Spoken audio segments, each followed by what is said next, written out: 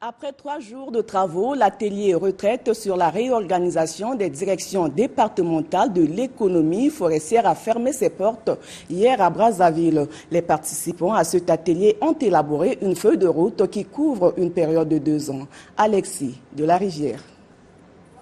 Pendant 3 jours, les directeurs départementaux de l'économie forestière et les membres de l'unité de coordination des appuis de Foreign Commonwealth and Development Office, FCD en sigle, ont réfléchi sur comment assurer le changement dans les entités des directions départementales de l'économie forestière.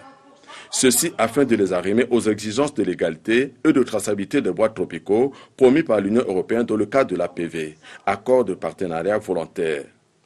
Cet atelier a donc permis au cadre de ce ministère d'élaborer la mouture de développement organisationnel de DDF assortie de la feuille de route et d'un organigramme indicatif.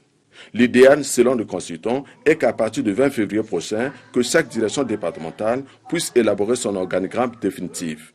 Ces directeurs ont été exhortés tour à tour par le directeur général de l'économie forestière et par le consultant sur l'attitude à avoir sur le terrain face aux multiples pesanteurs.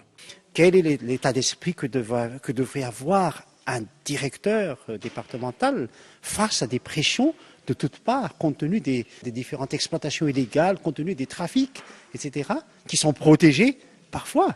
Si vous acceptez des directives téléphoniques sans confirmation papier, c'est votre responsabilité.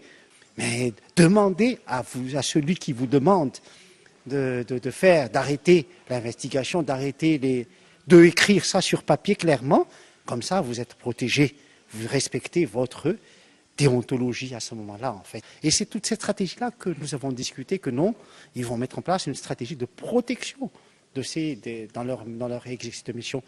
En contrepartie, il faut qu'ils soient intègres. Ces séminaristes ont reçu des coupes et des médailles de la part du consultant en reconnaissance de leur perspicacité et de leur participation active à cet atelier.